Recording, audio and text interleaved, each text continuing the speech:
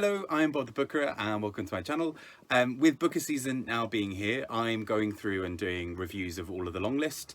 And what a long list this is. It's sort of just really exciting, particularly as the 4 books that I'd already read were all 5-star reads for me, including The Colony by Audrey Magee, which I'm going to be reviewing now. And I just want to sort of flag at the beginning here, I will go into slight spoiler territory, but for the most part, this should be a spoiler-free review.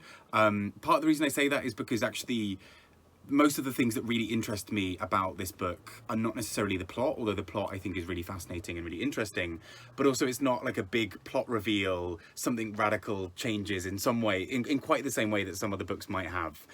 There are definitely details that, you know, you might sort of discover as you're reading and be quite sort of surprised by, but I don't think for the most part, but that's sort of some of the bits I'll be talking about today.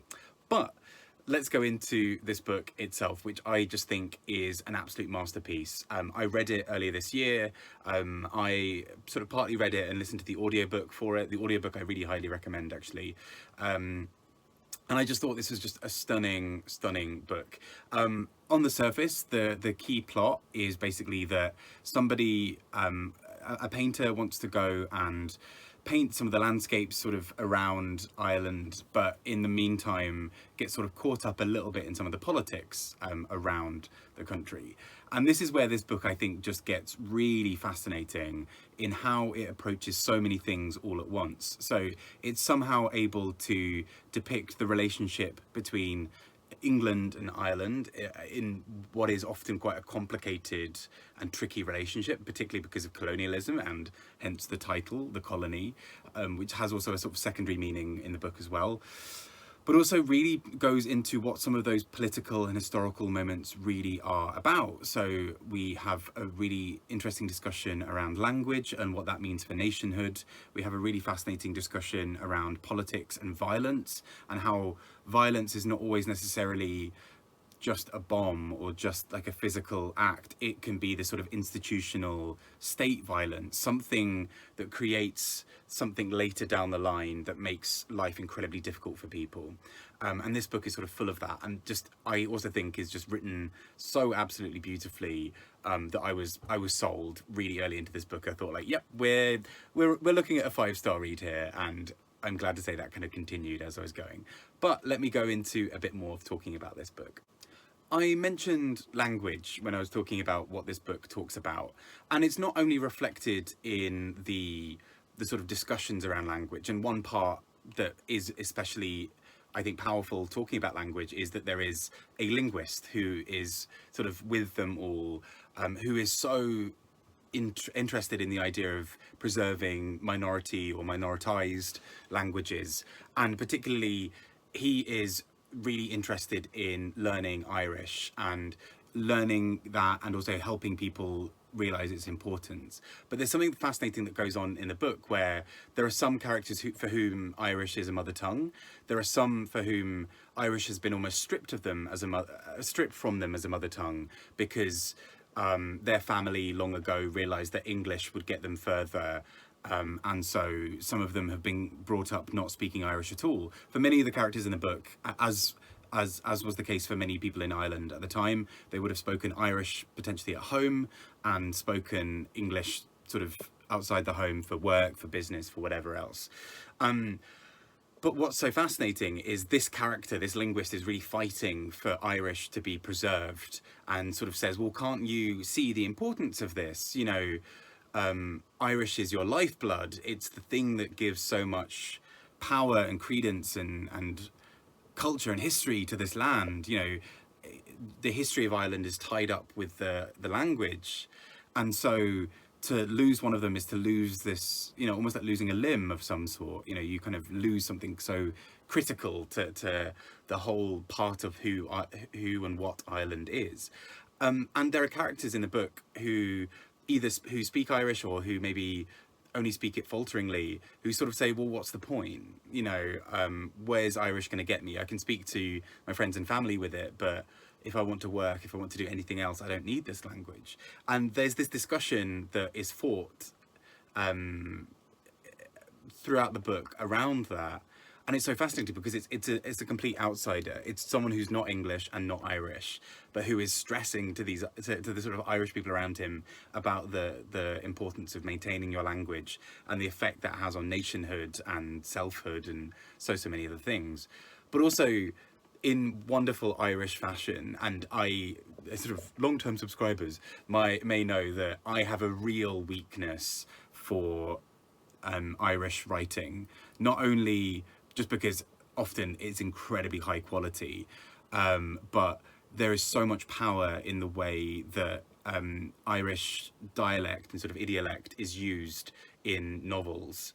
Often in this way that really straddles high and low and sort of various different parts of sort of day-to-day life.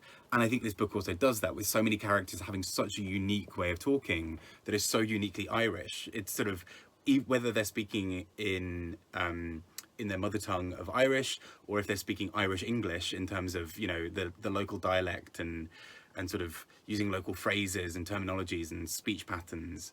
This book is so, it almost feels like a love song or love letter to Ireland and to the Irish language in the way it does this as well. So I just think it's absolutely stunning, and super, it's just so beautiful. And so that's what I think is such a key part of what this book is, and particularly where it goes, and particularly that people have to fight to protect Irish. You know, it's not a given that just because it's your native tongue and it's the native language of the land that it's going to be protected. As we've seen with there having to be language acts to protect Irish in Ireland. You know, I think that's sort of, it sort of shows in this book that you can't really take that for granted. I also mentioned violence, and this book does something really quite powerful and impressive, I think. We've got this sort of day-to-day Ireland that we hear about. We hear about the kind of the topics and the discussions between the painter, the linguist, everybody else all around this area. But what we get that interspersed with are sort of basically news clippings of actions by, I believe, the IRA, and particularly around sort of bombings and acts of sort of violence or retaliation, or however you want to see it within this book. And that really starts to, I mean, I found that incredibly effective because of the way that we go from sometimes quite beautiful, poetic passages to hearing about a nail bomb. And the way that this book sort of positions those two things next to each other, the sort of juxtaposition of that, I think is just incredible. The way that we almost we let our guard down and then we hear these moments, but it's more than it just being a thing for shock. I feel that the way the book does it is draws a direct parallel between historical state violence of something like colonization, and then the violence that sort of rears its head almost as a response to that. And that's not to say that these bombs were okay or right, but it sees them as a reaction to another form of violence. And I think that's what's so interesting about this book, is the colonization of Ireland by England, or by Britain, by sort of Great Britain more generally, in the book is sort of sometimes goes under the radar, right? It's a violence that is done by kind of control and by influence and by removing, for example, the role of the Irish language and sort of disempowering that language. It's by sort of taking over land, by enforcing certain rules or religions or what have you. And that is a form of violence within the book, but a form of violence that doesn't always show itself with guns or with you know, physical violence in that sense, at least that's shown.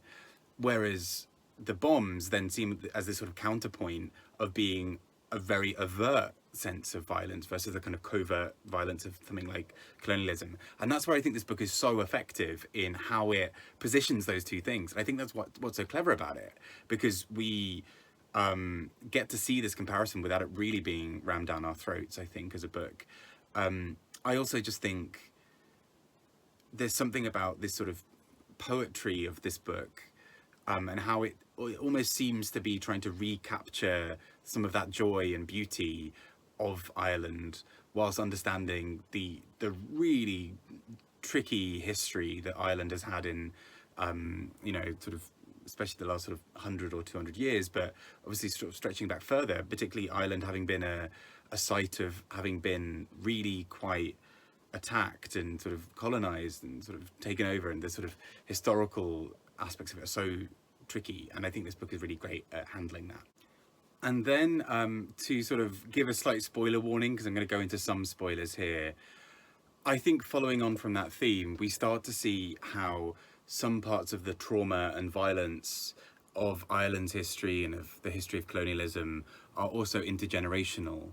We start to see characters whose families have had various things happen to them, have other things happen later down the line. We start to see how there's a sort of retaliation down that line as well, of violence was committed by your grandfather or by somebody else high up in your family, and we're now going to enact that against you. Almost as a sort of revenge or justice or something, but that it's so intergenerational. It's not just a case of a brand new set of, you know, like, you know, lots of new children are born and they forget everything that ever happened and it's all fine. This physically shapes Ireland and its history and its culture, and so much of the way that people approach the world. You know, people are brought up by people who have lived through some sort of, you know, moments of trauma or difficulty as well. And I think what this book then does really, really well is to take that to the next stage. So later on in the book, and I don't want to give a full spoiler here, but sort of a light spoiler, that we do learn of this sort of historical moment happening, of this violence kind of appearing again later generationally. I just think this book handles this so beautifully and is just brilliant. And as you may be able to tell, I loved it. But I think what's so clever about it is that it manages to combine some quite difficult topics around colonization, trauma, pain, culture, history, language, all of these things, but also add a sort of lightness of touch to it, where this book never really feels lecturing or hectoring. It's beautiful. It's just a poetic book that really seeks to understand the land and culture and history and how those things are all interconnected. So I very highly recommend this. This is one of my absolute favorites on the list. I've only read 4 of the 13 so far at the time of filming, but this has to be probably one of my absolute favorites. I'm gunning for it to win overall, or to at least be on the shortlist, and I really do think it's well worth your time. I've been Bob, talking about a book I've loved greatly. I'd love to hear your thoughts if you've had a chance to read the book or listen to it. I do very highly recommend the audio. And I'd love to hear sort of other thoughts on sort of similar books that I might, people might enjoy if they've enjoyed something like this. Take care and speak to you all soon. And yeah, I hope you're enjoying reading the book A Long List. Speak to you soon. Bye-bye.